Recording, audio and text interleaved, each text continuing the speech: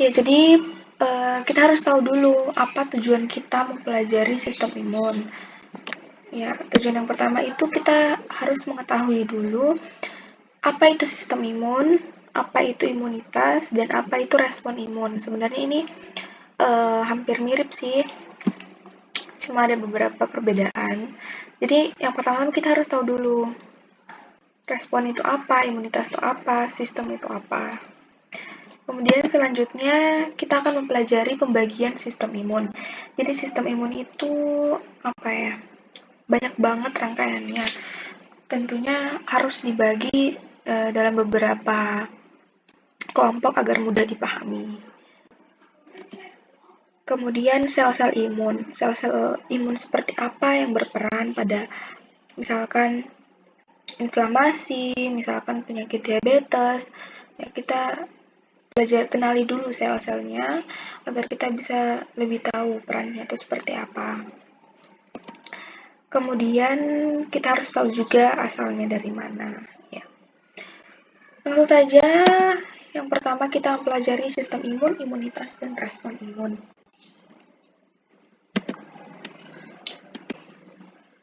Ya, sistem imun. Apa itu sistem imun? Ya, mungkin kita sering mendengar ya kata imun, tapi apa sebenarnya imun itu? Apa sebenarnya sistem imun itu? Jadi sistem imun itu adalah sel, jaringan, dan molekul yang memediasi pertahanan. Nah, jadi sel, jaringan, dan molekul. Nah, di sini ada molekul. Molekul ini biasanya larut ya. Kalau sel, jaringan ini berupa sel sih. Kalau jaringan ini kumpulan sel.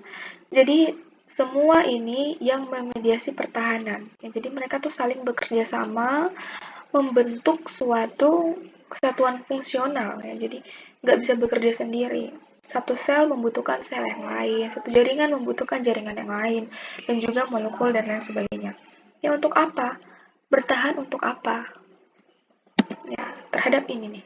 Terhadap organisme asing atau organisme patogen dan juga paparan asing lainnya.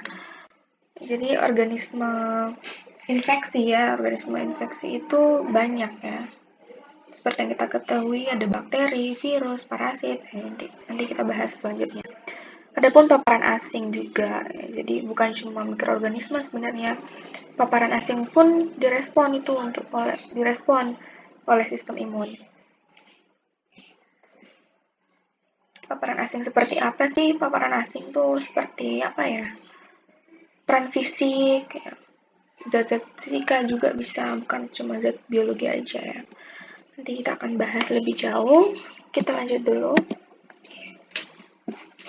Ya, imunitas ya. Jadi kalau kita sudah tahu bahwa sistem imun itu adalah seluruh sel, jaringan, dan molekul yang terlibat dalam pertahanan tubuh terhadap organisme infeksi dan paparan asing. Namun imunitas sendiri itu apa sih? Jadi imunitas itu adalah resistensi terhadap penyakit. Ya, jadi kebal ya, kita kebal. Imunitasnya kuat gitu. Ya, terhadap ya penyakit infeksi terutama ya. Jadi ada orang mengatakan bahwa ada orang yang imunitasnya lemah, ada imunitasnya kuat. Jadi itu semua tergantung bagaimana dia bisa tahan terhadap penyakit. Tentunya bagaimana sih dia bisa bertahan? Nah, yang berperan ini nih. Jadi bagaimana sel, jaringan, dan molekul ini dapat membentuk suatu kesatuan, membentuk imunitas. Jadi tubuh kebal terhadap penyakit itu imunitas. Mungkin kita tidak tahu ya, kita sering keluar rumah, kita sering terpapar patogen. Nah, jadi patogen tuh di mana-mana ada ya, di air, udara, tanah. Kita megang mouse misalkan, ya di mouse itu jangan salah ya, itu banyak sekali bakteri di sana. Di pintu juga, pintu umum. Nah, itu banyak. Tapi kita biasanya cuek ya, kita nggak tahu sebenarnya kita tuh terpapar nggak sih? Karena itu tadi, kita nggak ngerasa sakit, karena dalam tubuh kita tuh berperan. Sel-sel imun itu bereaksi di dalam. Jadi jangan salah, ketika kita memegang mouse, itu secara tidak langsung bakteri itu sudah masuk ke tangan kita, bisa jadi ya. Misalkan tangannya itu ada luka. Nah, bakterinya itu masuk, tapi kenapa kita nggak sakit? Ya, karena ada ini. ada sel jaringan molekul yang memediasi sistem imun, yang membuat tubuh kita menjadi kebal.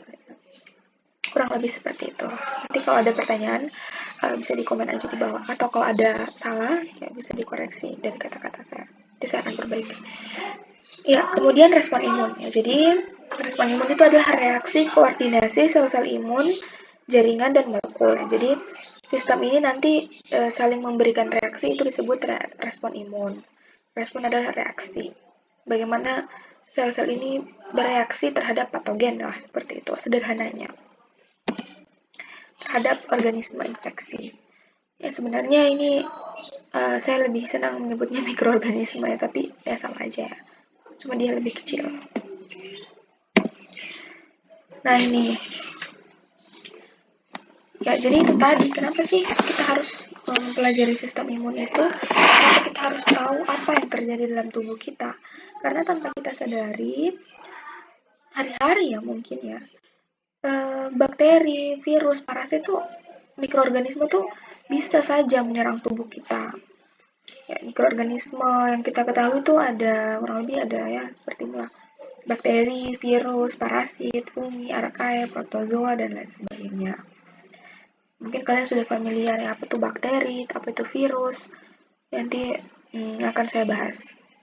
Namun ini biasanya masuk ke lingkup mikrobiologi sih.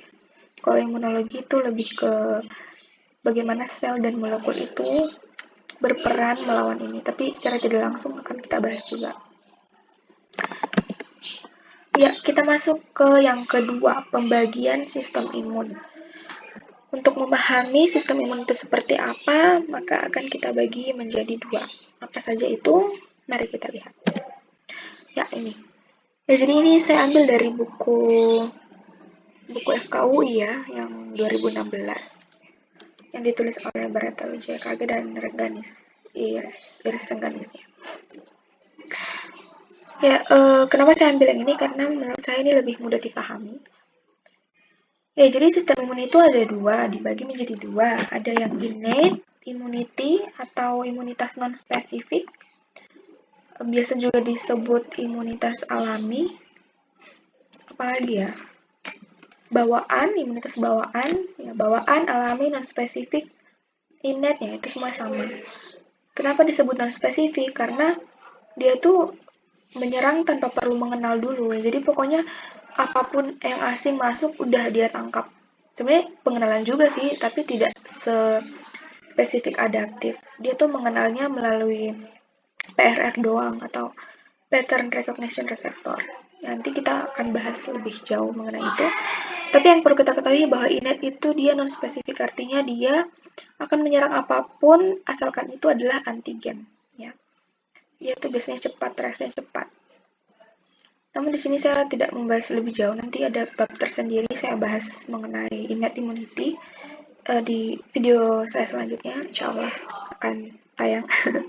Apa film?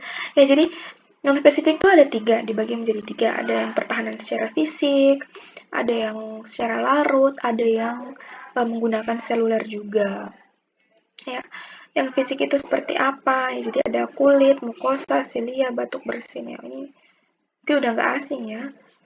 Sebenarnya saya ingin bahas lebih spesifik di video selanjutnya. Ini sebagai pengantar aja sih, biar kalian tahu ini itu yang mana, adaptif yang mana. Tapi ya nggak apa-apa lah, saya bahas sedikit. Ya, jadi kulit ya, jadi di kulit itu kenapa sih kulit itu disebut pertahanan fisik? Ya karena dia tuh emang fisik ya sih, bisa dilihat dan juga melindungi tubuh kita dari dunia luar lah, itu istilahnya. Artinya kalau mikroba mau masuk, ya tembus dulu kulit saya gitu. Ya kulit itu kan sel-selnya rapat ya, jadi mikroorganisme nggak bisa masuk.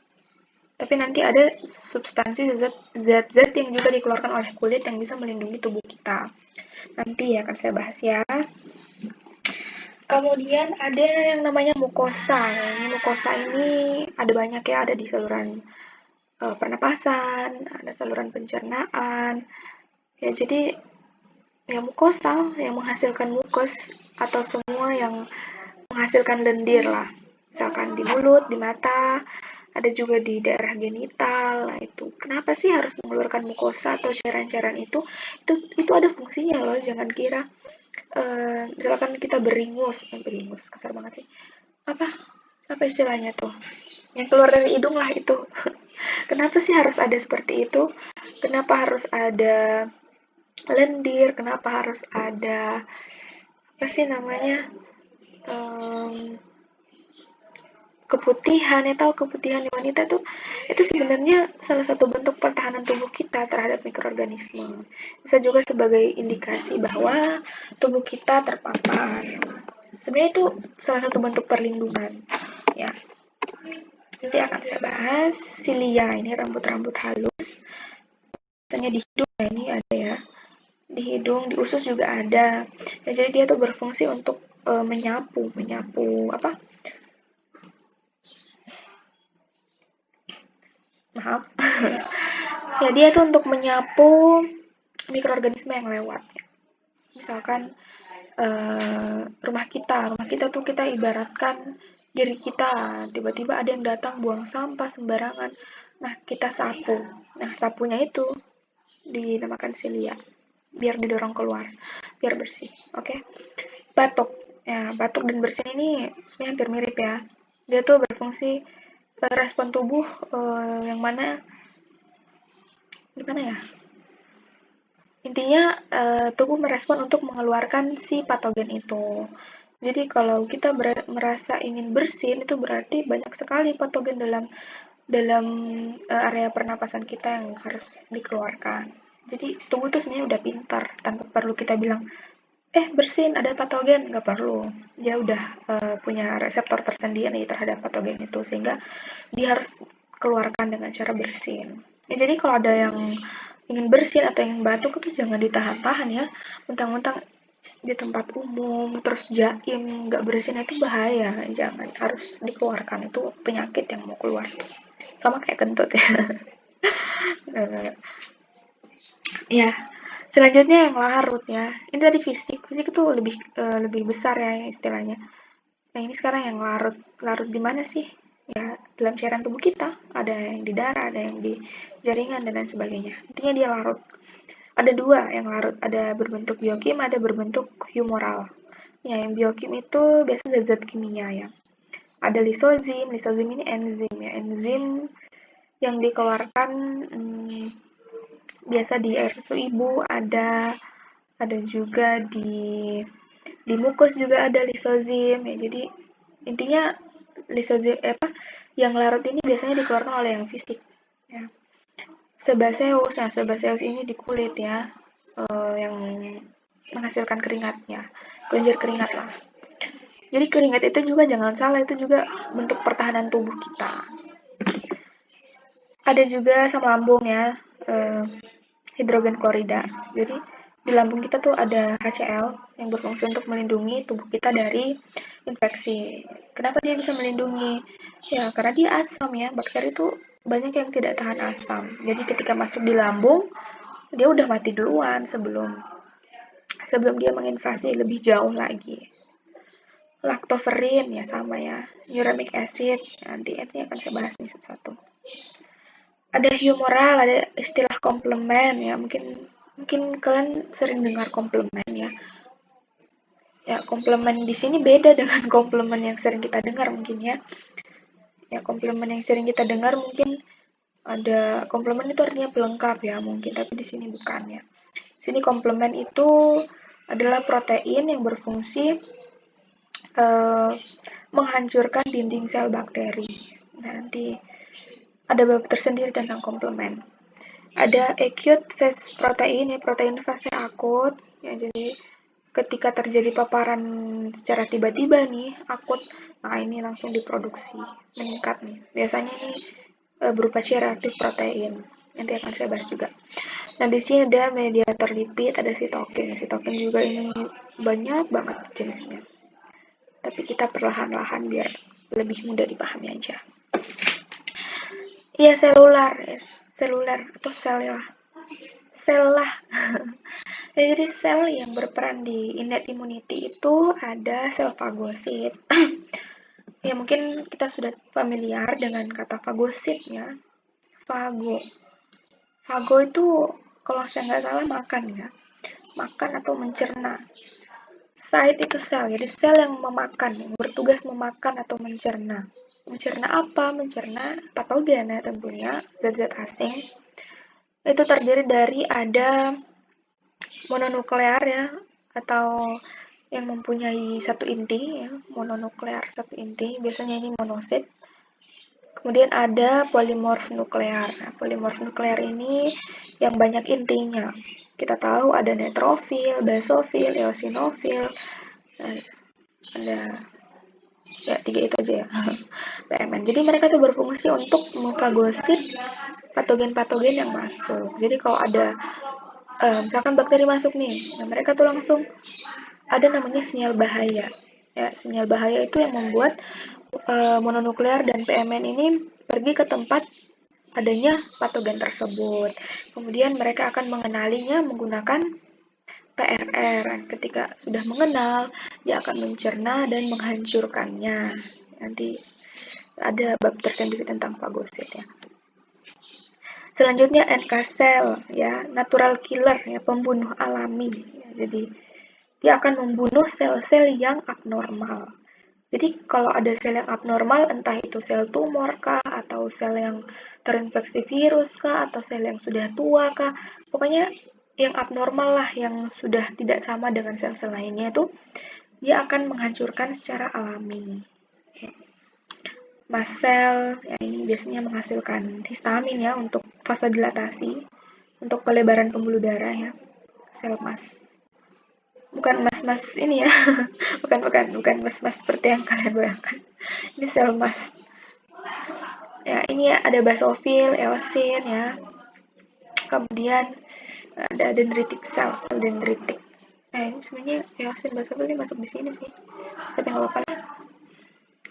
Karena fungsinya juga ada yang berbeda. Jadi basofil dan eosinofil ini punya fungsi yang berbeda. Dia tuh bisa menghasilkan granula-granula ya, granula yang bisa membunuh si bakteri tadi, si mikroorganisme tadi. Kemudian ada dendritic cell.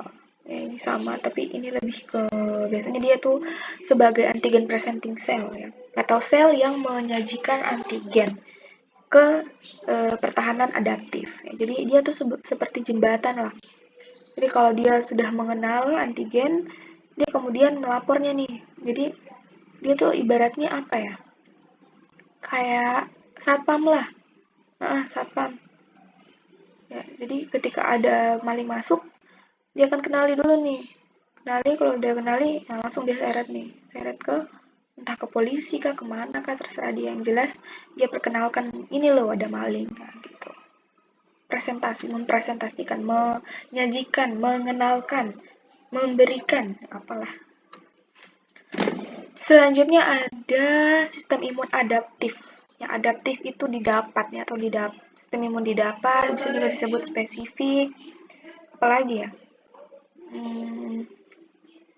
Nah itu intinya dia itu dibentuk setelah ada infeksi, dikenali oleh innate immunity. Jadi ini nggak serta-merta ada antigen masuk langsung dikenal, enggak ya. Tadi seperti yang sudah saya bilang bahwa semuanya butuh kerjasama. Jadi ini dulu yang mengenal, ini dulu yang menghadapi. Kalau tidak mampu, baru diserahkan ke ini. Makanya yang pertama, yang pertahanan terdepan itu, garda terdepan tuh yang fisik dulu nih. Kalau menembus kulit, masih bisa, menembus mukosa, masih bisa lagi. Batuk masih bisa, masih lanjut. Bakteri ini beda-beda ya, ada yang kuat, ada yang lemah, yang di sini aja udah nggak bisa masuk, tapi ada yang dinding selnya tuh tebal ya, banyak sekali lipid, misalkan proteinnya tebal, virulensinya tinggi, itu bisa menembus nih, dia nggak dia tahan juga pada asam lambung, masuk dia menang sampai ke sini. Kalau ini semua nggak bisa menghadapi, turunlah adaptif imun respon ya, jadi respon imun yang adaptif. Sebenarnya ini bagi dua, ada humoral, ada seluler. Humoral itu ya yang larut di plasma lah. Ya, ada sel B. Sel B ini biasanya menghasilkan beberapa antibodi. Jadi yang disebut antibodi itu yang ini nih, yang 5 ini. Imunoglobulin G, A, M, E, dan D. Apa itu G? G itu gamma, A itu alfa, M itu mu, epsilon, dan delta. Ya, jadi imunoglobulin, ya, protein. Jadi kalau ada yang bilang antibody, nah ini sudah antibody. Bukan ini ya, ini bukan antibody. Antibody itu yang ini, imunoglobulin. Nanti ada bab tersendiri akan saya bahas. Kemudian ada sitokin juga. Jadi sitokin ada dua, ada yang spesifik, ada yang non spesifik. Tergantung sel apa yang merespons sih, sel apa yang merangsang maksudnya. Ya seluler adaptif yang diperankan oleh sel itu ada sel T. Ya sel T itu sebenarnya ada banyak macamnya sih, tapi yang di FKUI ini cuma berapa? Ada 6, ada sel TH1, TH2, TH17, T regulator, T sitotoksik, dan natural killer T cell, NKT. Sebenarnya ada lagi TH22, ada juga sel T gamma delta, ada sel T follicular helper.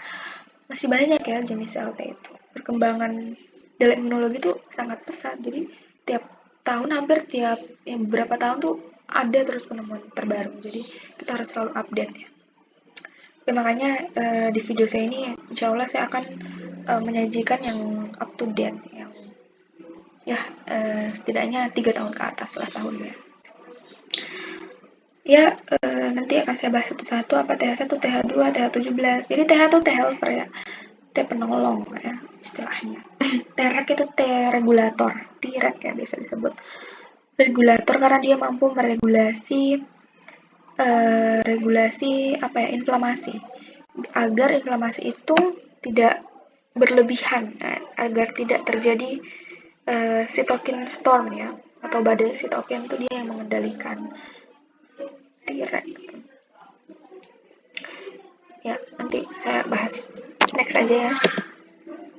Selanjutnya kita sel-sel imun. Kita sudah tahu pembagiannya, tapi kita belum tahu sel-selnya apa. Ya, akan saya tunjukkan. Nah ini. Jadi ini pembagian sel-sel imun menurut Abbas, Aka, dan kawan-kawan lah. Jadi kalau kalian ingin belajar imunologi, belajarlah di buku Abbas. Itu dia bahasnya kalau menurut saya sih mudah dan banyak gambar-gambar juga, jadi kita lebih mudah memahaminya. Abbas sekarang udah ada yang 2018 ya, tapi saya lebih suka yang ini, lebih simpel, tapi kurang lebih isinya sama sih. Ya, jadi sel-sel imun. Ya, jadi sel imun yang di innate itu kurang lebih tadi ya sudah saya jelaskan. Ya, nggak apa-apa saya jelaskan ulang. Ya, ini yang disebut sel mas tadi ya. Sel mas ini banyak granulanya ya. Granula itu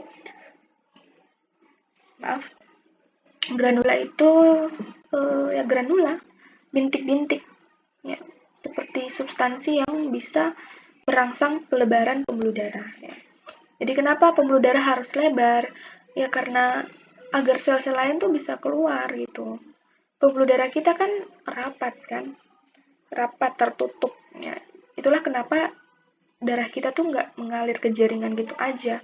Nah kalau dia pecah, biasanya kita bisa lihat warna-warna yang timbul di permukaan kulit, misalkan biru atau merah. Nah jadi itu menandakan bahwa pembuluh darah kita telah bocor ya, sehingga darah keluar ke jaringan. Nah kalau ini dia sengaja melebarkan ya, dia sengaja membocorkan lah istilahnya, agar apa? Agar sel-sel inflamasi itu keluar ke jaringan untuk menghadapi si patogen ini, si mikroorganisme ini. Tapi semua itu sudah diatur ya, jadi mereka nggak bekerja asal-asalan.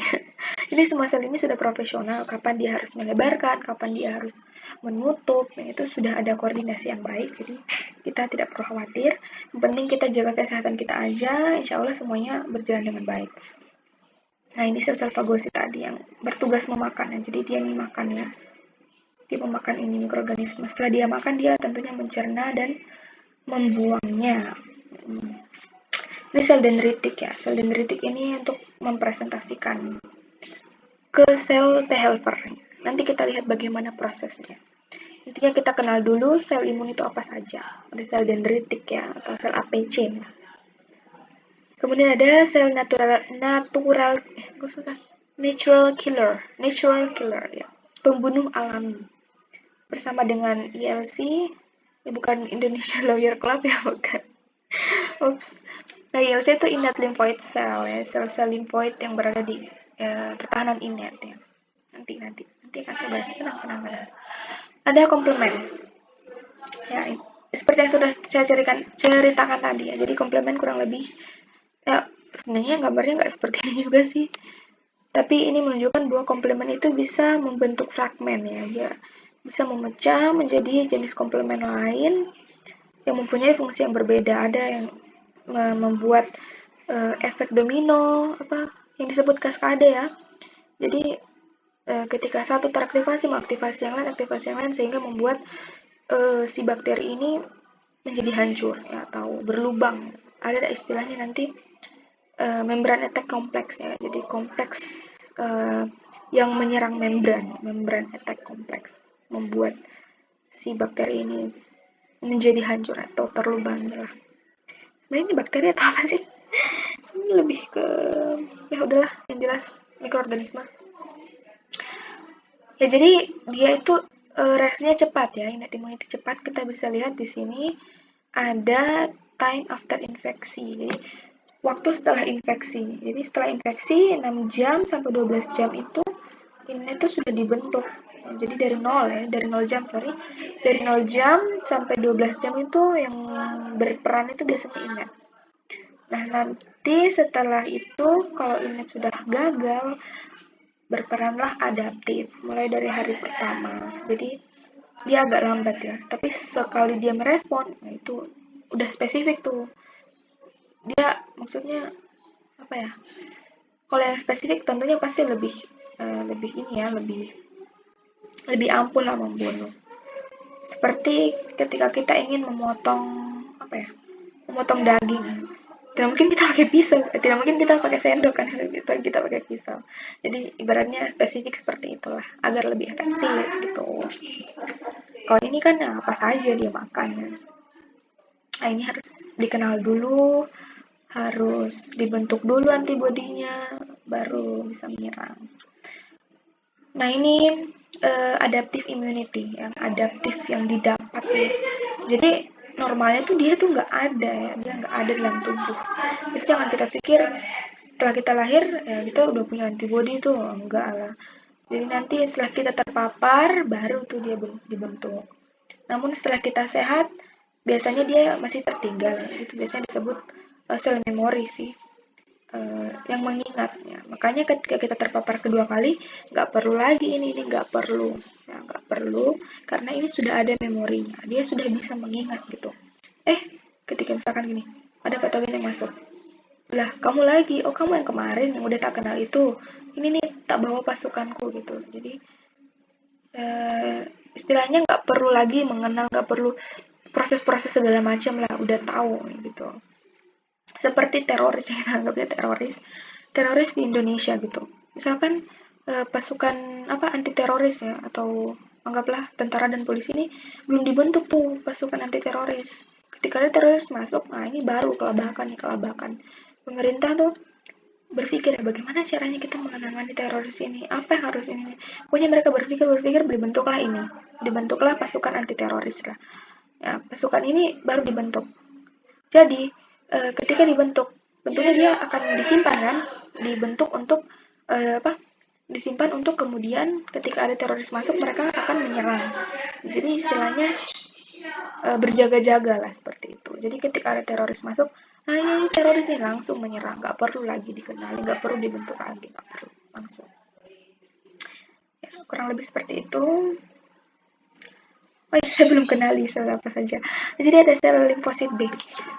Ya, tadi seperti yang sudah saya jelaskan, limfosit B ini nantinya akan menghasilkan antibodi ya, Antibodi ini dia punya semacam tangan yang bisa berikatan pada sel-sel antigen ini. Jadi ini spesifik.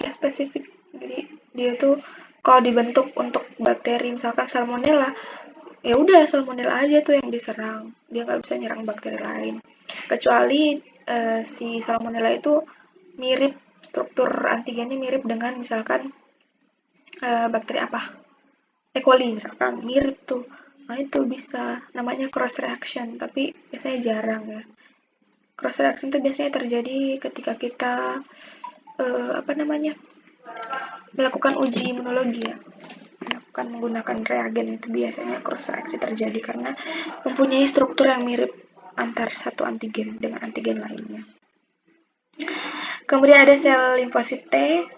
Oh ya, kenapa namanya B, kenapa namanya T? Karena ini tergantung tempat di mana dia dimatangkan ya. Jadi limfosit B itu dimatangkan ke bone marrow atau sumsum tulang ya. Makanya disebut B, bone marrow, sumsum tulang.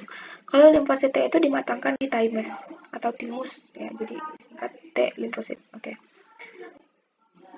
Membentuk sel efektor. Nah ini. Jadi ini ceritanya APC ya. APC ini dia mempresentasikan ke sel T. Ya, kita lanjut. Ya, jadi setelah kita tahu sel-sel imun itu apa saja, tentunya kita perlu tahu juga sih asalnya dari mana. Dari langit, nggak mungkin ya. Jadi mereka tuh dibentuk. Dibentuk di mana? Oke, kita lihatnya ini. Ya, jadi ini saya ambil di buku Roids Essential ya, Roids Essential Immunology yang ditulis oleh Peter J. Delves dan kawan-kawan, diterbitkan tahun 2017. Ya, saya senang ini karena menurut saya ini simple ya, nggak perlu yang sebenarnya kalau mau dilihat pluripotent hematopoietic stem cell itu sangat rumit ya, banyak sekali sel-sel yang terbentuk, kemudian faktor-faktor pematangannya dan lain sebagainya. Tapi di sini kita akan bahas imunnya aja. Jadi jadi semua sel yang ada dalam tubuh kita itu ya, semuanya itu khususnya sel darah ya, berasal dari satu induk sel atau yang disebut pluripotent hematopoietic stem cell. Pluripotent itu artinya dia masih bisa dibentuk menjadi apa saja. Jadi induk dari semua sel itu adalah satu sel ini. Dia akan terbagi-bagi. Jadi mereka ini sebenarnya semua bersaudara ya, berasal dari induk yang sama ya. Jadi nggak boleh menyombongkan diri gitu. Nggak boleh, saya lebih unggul, saya lebih spesifik, saya lebih bagus ini. Nggak boleh. Sama seperti manusia, kita semua sama, kita berasal dari satu.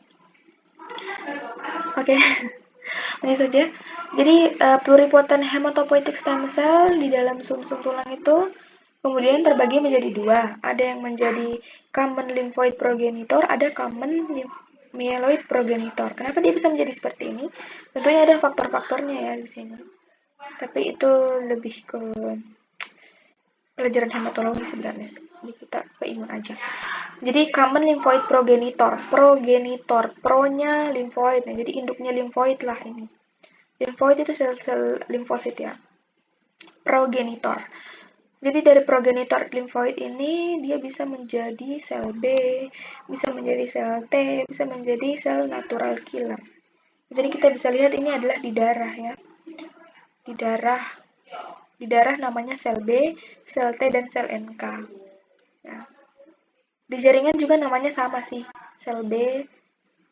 Maksud saya di lymph node ya, di lymph node maaf. Di lymph node dia juga namanya sel B, sel T, dan sel NK. Jadi ketika common lymphoid progenitor ini dibentuk di sumsum tulang, dia akan dikeluarkan tuh dari sumsum tulang. Ini bukan tempatmu lagi, kamu tuh udah dewasa, pergi sana. Enggak. Jadi dia bermigrasi tuh. Ya, dia bermigrasi ke aliran darah. Tapi dia nggak tinggal di situ, dia cuma lewat doang, cuma numpang lewat untuk ke lymph node. Jadi ini tempatnya mereka nih di lymph node sebenarnya. Lymph node itu adalah organ lymphoid sekunder ya. Jadi di sana banyak sekali sel-sel imun ya, tentunya untuk menunggu dipresentasikan, menunggu dipinang. Ya, menunggu dipresentasikan oleh si common myeloid ini. Jadi mereka tenang di situ. Oke. Lanjut, di sini ada common myeloid. Ya, myeloid itu yang campuran ya. Ada yang neutrophil, eosin, basophil, dendritic cell, mast cell, monosit, trombosit atau platelet, ada eritrosit juga. Jadi ini sudah di darah. Jadi ketika di darah itu ya neutrophil tetap neutrophil, eosin, basophil, ini mereka di darah. Ada juga mast cell, monosit. Tapi ketika mereka pergi ke jaringan, ya, nah ini berubahlah. Mast cell yang berubah cuma mast cell dan monosit sih. Mast cell kemudian membentuk granula. Awalnya di darah tuh dia nggak punya granula. Nanti ketika dia ke jaringan baru ada granulanya. Untuk apa? Ya untuk menyerang mikroorganisme tadi. Makanya mikroorganisme tuh kebanyakan di jaringan dulu. Nanti kalau udah nggak bisa dilawan, baru dia masuk ke darah. Ya, jadi monosit juga berubah menjadi makrofag. Jadi makrofag itu sebenarnya asalnya adalah monosit ya. Monosit yang ada di jaringan. Jaringan apa saja ya, banyak ya, seluruh jaringan tubuh tuh. Ya biasanya tuh dia menetap di hati ya, di hati hepatosit namanya. Kemudian ada di sorry bukan hepatosit. Saya lupa. Nanti saya akan cari. Ya. Intinya dia berada di hati, ada di otak, ada di jaringan apa? Kulit dan lain sebagainya. Ya. Kurang lebih seperti itu ya. Ini eritrosit. Nah, mungkin ada yang bertanya-tanya ini apa sih ini? Jadi itu reseptornya ya. Ini disebut BCR atau BCR, ya sama aja. B cell reseptor, reseptor sel B. Kenapa harus punya reseptor? Ya, untuk mengenal kan. Nggak mungkin tuh kosong-kosong gini bertemu, nggak punya reseptor langsung bisa mengenal, enggak. Sama seperti orang yang ta'aruf ya. Ya, jadi mereka tuh harus punya reseptor atau yang menjembatani lah, yang membuat mereka saling kenal itu harusnya ada. Nah, ini juga TCR nih, sel T-reseptor. Oke, lanjut. Ternyata habis.